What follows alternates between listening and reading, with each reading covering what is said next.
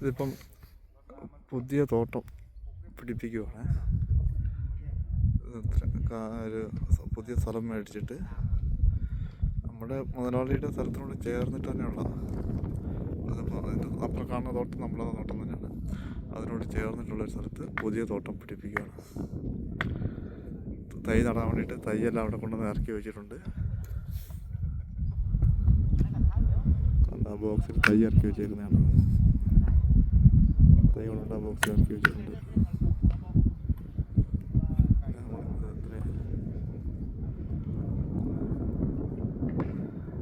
Full പൈപ്പാണ്.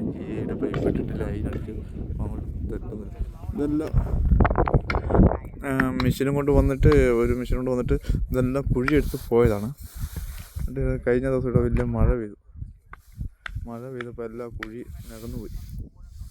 അപ്പോൾ ഇപ്പം നമ്മൾ ആ നികന്ന കുഴിയൊക്കെ ഒന്ന് തൂമ്പാ കൊണ്ട്, നമ്മുടെ അവിടുത്തെ തൂമ്പാ പോലത്തെ സാധനം തൂമ്പാ കൊണ്ടൊന്ന് ചെറിയ തോണ്ടി അതിനകത്ത് തൈ വെക്കുകയാണ്. ലാസ്റ്റ് സ്ത്രീയാണ് അതിൽ സ്ത്രീയാണ്.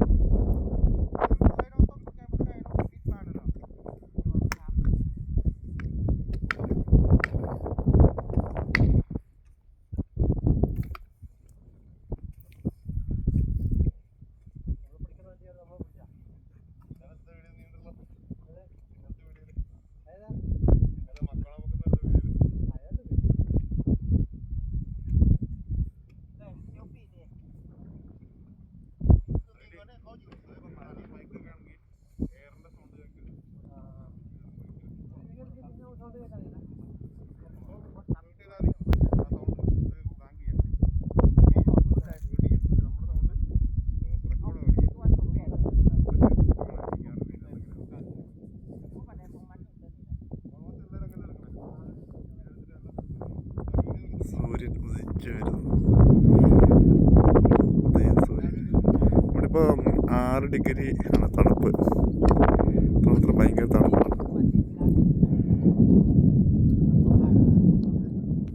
ഇതാണ് ഇസ്രായേലിലെ ഒരു ജോലി സ്ഥലം. എല്ലാ ജോലി സ്ഥലം ഇങ്ങനെ തന്നെ. ഇതിനോട് ചേർന്ന് തോട്ടം 100 ഏക്കർ തോട്ടമുണ്ട്. ഞങ്ങൾ 10-60 സ്റ്റാഫുണ്ട്.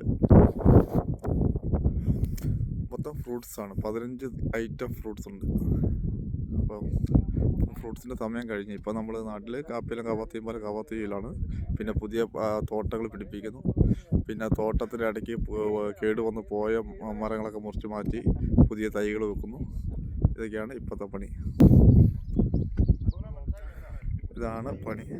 ഇനി ഇസ്രായേലിലേക്ക് ഇങ്ങനത്തെ വർക്കിന് പോരാൻ താല്പര്യമുള്ളൊരു വീഡിയോയ്ക്ക് അടിയിൽ കമൻറ്റ് ചെയ്താൽ വെച്ചാൽ മതി. വാട്സപ്പ് നമ്പർ തരാം. വാട്സപ്പിൽ കോൺടാക്ട് ചെയ്താൽ വെച്ചാൽ മതി.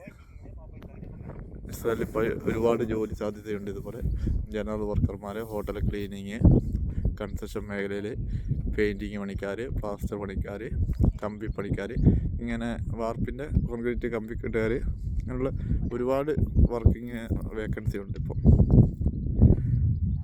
കെയർ ഗീവർമാരുടെ വേക്കൻസി ഉണ്ട്. അപ്പോൾ ആർക്കെങ്കിലും ജോലിക്ക് താല്പര്യമുള്ളവരുണ്ടെങ്കിൽ വീഡിയോയ്ക്ക് അതിൻ്റെ കമൻറ്റ് ചെയ്താൽ മതി. ഞാൻ വാട്സാപ്പിൽ കോൺടാക്ട് ചെയ്യും. ഓക്കെ.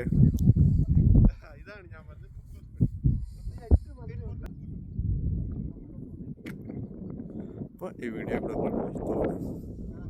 എല്ലാവരും നിങ്ങൾ ഈ വീഡിയോ കാണണം. സബ്സ്ക്രൈബ് ചെയ്യാത്തവർ കാണുന്നുണ്ടെങ്കിൽ ഒന്ന് സബ്സ്ക്രൈബ് ചെയ്തേരെ. വെറുതെ ഒന്ന് വളർന്നു പോയിക്കോട്ടെ ഞാൻ. ഓക്കെ.